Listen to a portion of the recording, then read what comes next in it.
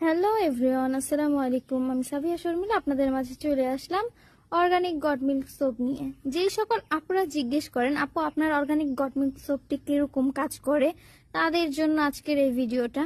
দেখেন, আপনাদের সামনেই ভালোভাবে মুখে ম্যাসেজ করে মুখ ধুয়ে আমি দেখাই দিতেছি যে আমার অর্গানিক গট মিল্ক সোপটা কতটা কার্যকরী, কতটা উপকার।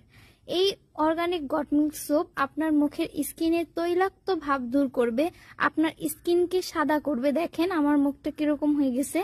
তো এটা শুধু ইউজ করলে হবে না, এটার সাথে একটা নাইট ক্রিমও ইউজ করতে হবে। যে নাইট ক্রিমটার নাম হচ্ছে ম্যাজিক নাইট ক্রিম। এটা হচ্ছে আমার নিজের।